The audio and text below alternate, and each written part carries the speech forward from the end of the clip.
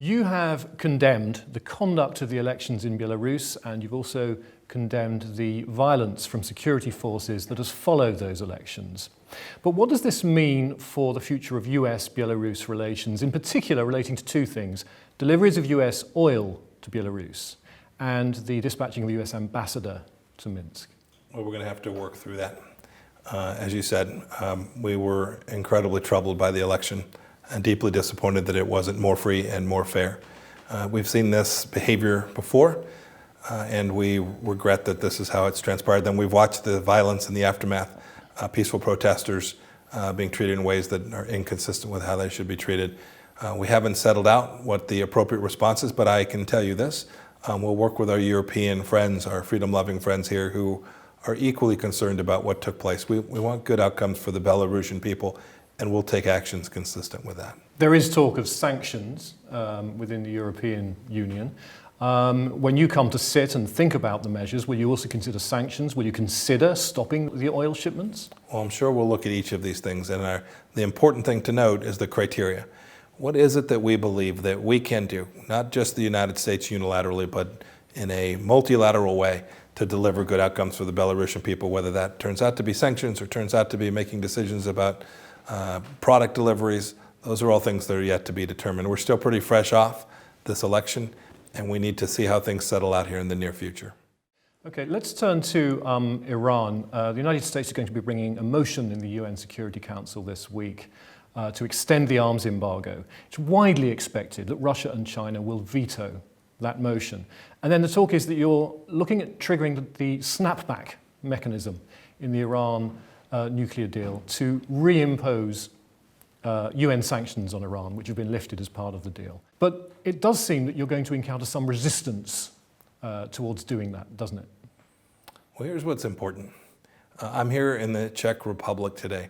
Iran poses a real threat to Europe. We've seen the kind of campaigns they've conducted here. We've seen the risk of assassination plots. We've seen prosecutions for that throughout Europe. It makes no sense for any European country to support the Iranians being able to have arms. That doesn't make any sense. So we have this expiration. It's on October 18th. Our previous administration, America, signed off on that. We regret that. But the world now needs to unite.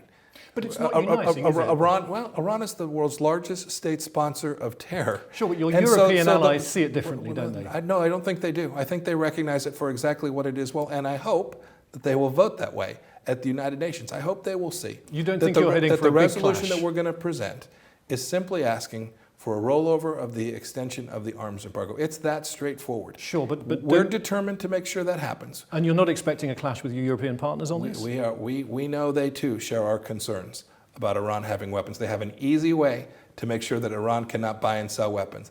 Vote yes at the UN Security Council, and Iran will continue to be prohibited from having those weapons. It's that straightforward. Well, not if the Russians and Chinese veto the motion. We can all go to the Security Council under 2231. The United States, the Brits, the French can all do that and make sure this doesn't happen. There's a provision in 2231 that permits it. The United States is determined to make sure that we don't. I mean, look at the countries closest to it.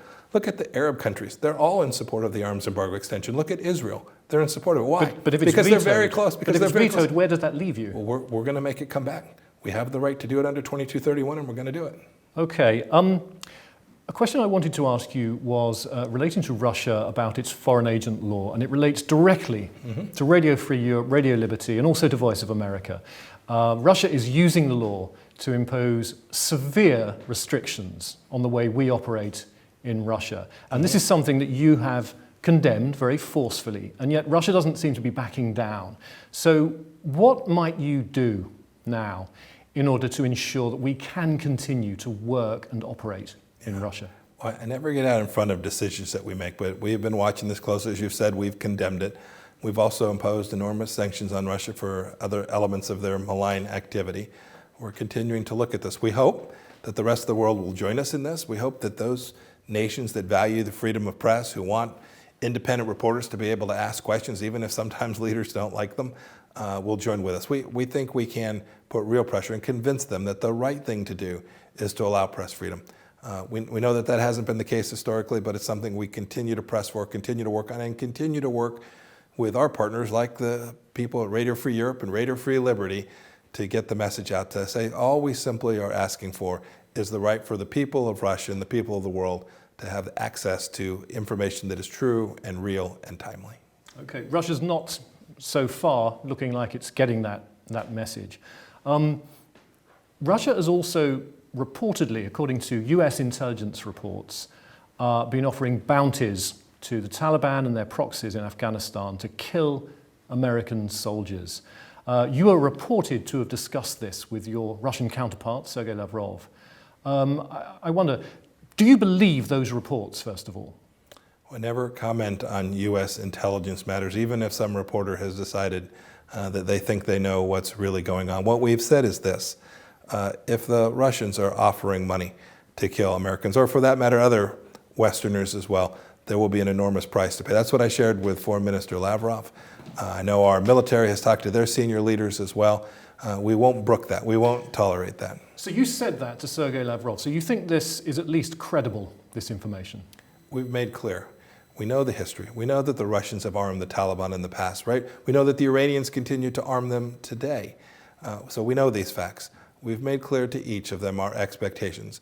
And we will do everything we need to do to protect and defend every American soldier, and for that matter, every soldier from the Czech Republic or any other country that's part of the Resolute Support Mission, to make sure that they're safe. We have done that. We did it last year. We'll do it again this year, and we'll do it so long as we have soldiers in Afghanistan.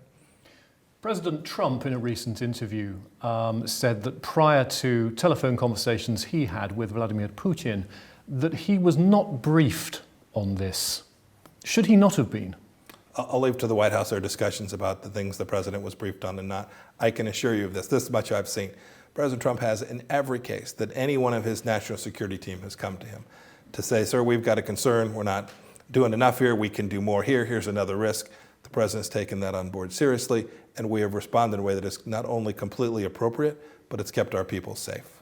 In some of the countries we broadcast to, they're pretty authoritarian countries, and America's criticism of what's going on there is taken seriously. America's handling of protests in America on its home turf this year have led to some people commenting that when they see, for example, unmarked vehicles picking people up off the streets of Portland, that this takes away from America's moral authority to tell authoritarian regimes they're behaving badly. Does it harm America's image? Even your question is insulting. The difference between the United States and these authoritarian regimes couldn't be more clear. We have the rule of law. We have the freedom of press. Every one of those people gets due process. When we have peaceful protesters, we create the space for them to say their mind, to speak their piece.